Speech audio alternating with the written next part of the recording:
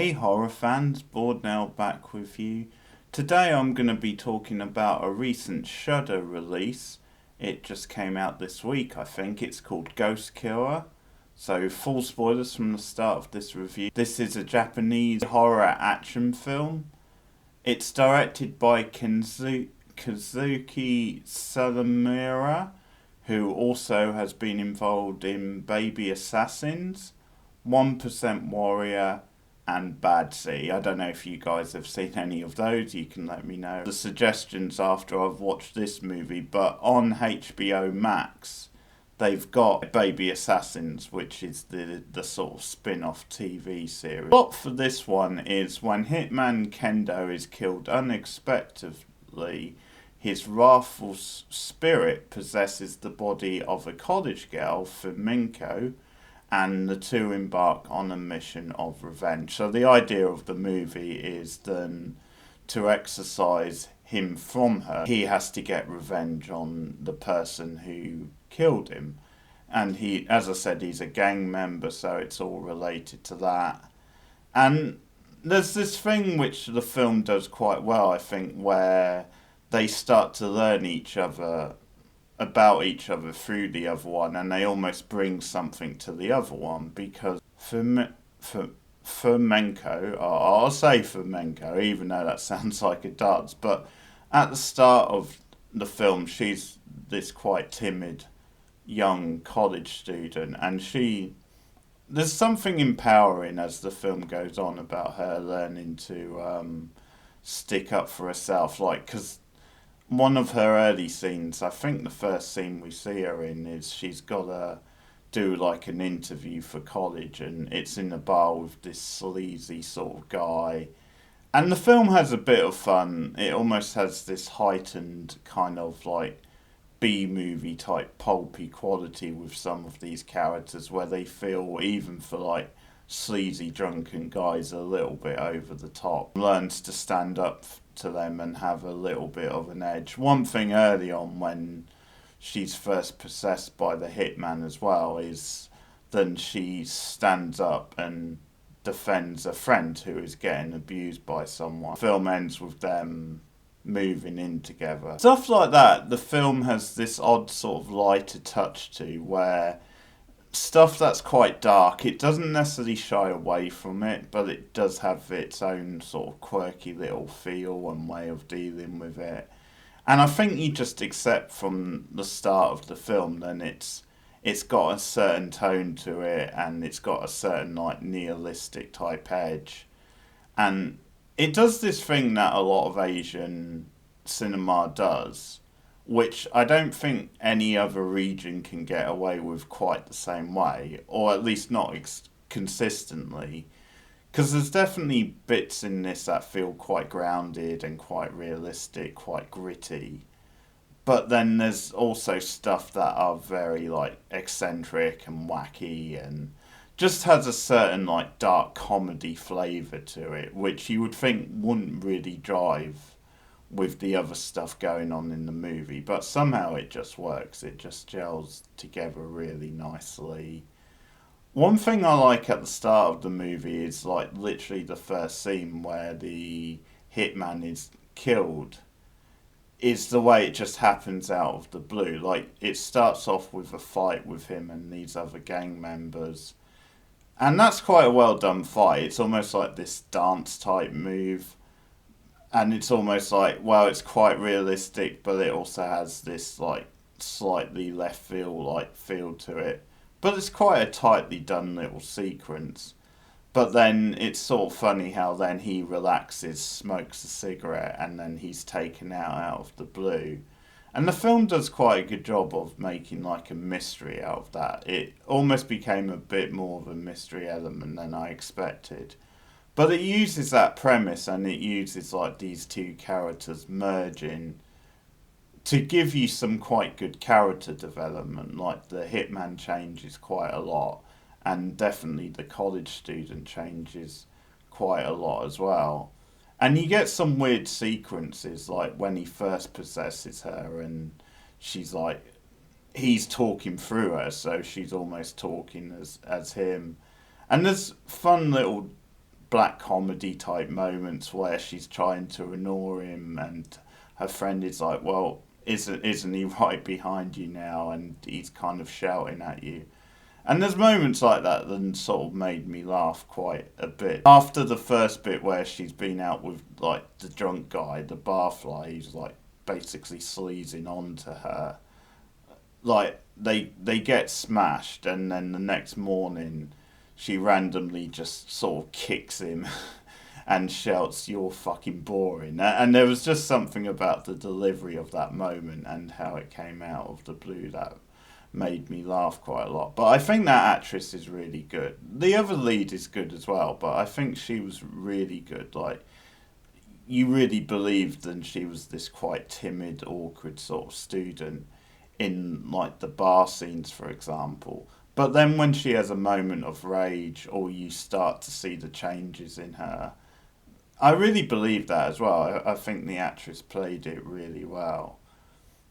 So you get some pretty good set pieces. There's one scene, the scene probably when she defends the friend and she literally has to harness the power of the hitman to fight off like the abusive.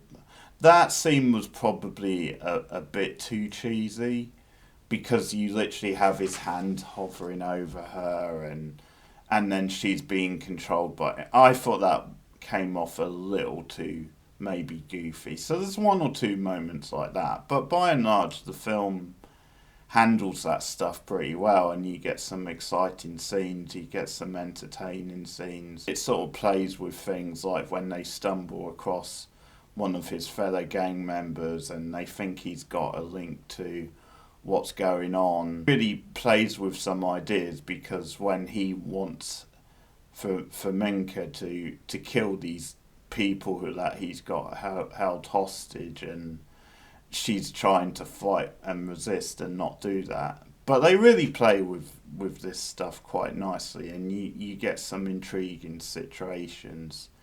I think the movie is maybe a bit too long at times, and it might just be because it got into the action quite quickly and it got into the plot of the film quite quickly, so then it may be stretched out quite a lot. But I did appreciate some of the character development and drama and some of the little touches of black humour. It is empowering to watch Flamenco like destroy these guys in like a bar fight and really turn the tables on them, and also where Kendo and his former like co-gang guy, who it turns out in a twist is the one who actually killed him, when they're like getting all emotional, she's like, "Oh, I don't have time for this," which is pretty funny. And I do quite like them, because at one point when all this is ramping up and they're looking for her, like her whole room gets destroyed, and that's partly why she decides to move in with the other, like the friend, at the end of the movie. But she's like, "Yeah, you're telling me this isn't your grudge," because the twist is then the other guy was worried about losing like a bar, like he's part of what they call an anti-social club, and he's worried about losing the bar, and leading to the breakup of his gang. Firing back saying, "You think this grudge isn't about me? Like they destroyed my it's my grudge now."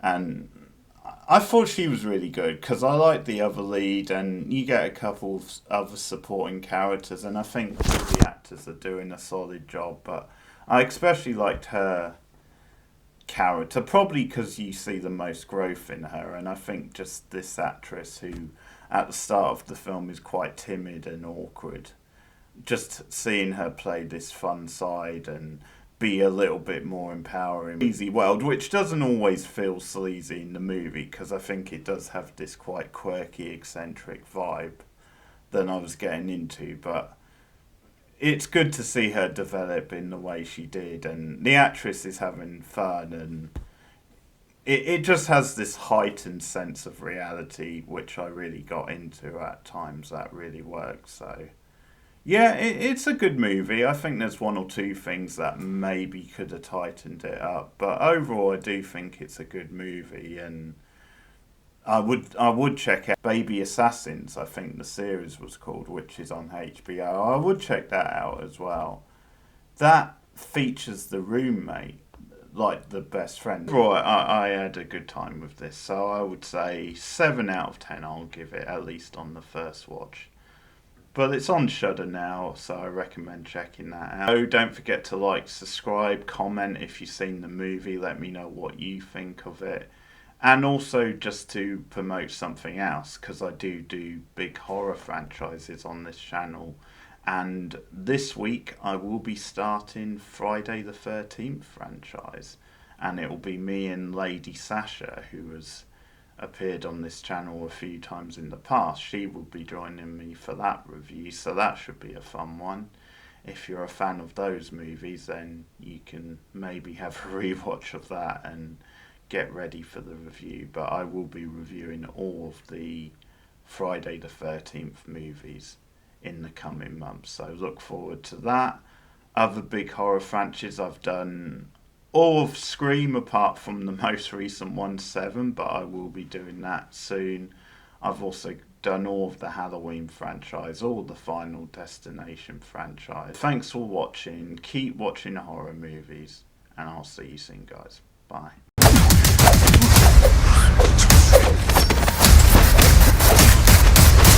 俺の名前は工藤秀夫。前世は殺し屋だった。前世では殺ししかしてなかったからさ。何相変わらず俺には勝てないな。工藤さんの霊が大学生の女に取り付いてるみたいでして。復讐。成仏するためには俺を殺したやつをぶっ殺すってことだ。力欲しいだろ。逃げれ。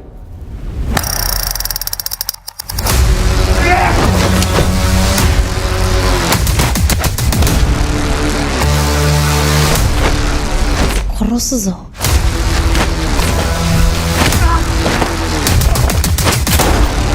虹郎がバレたみたいだ。お前は絶対に死なせない。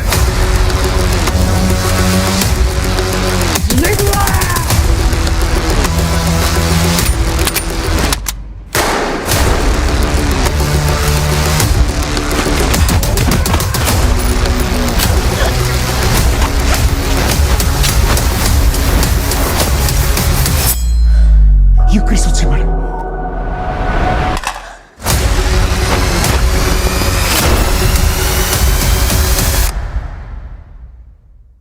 アーミスター軍人とかに取り付けれたらよかったのに。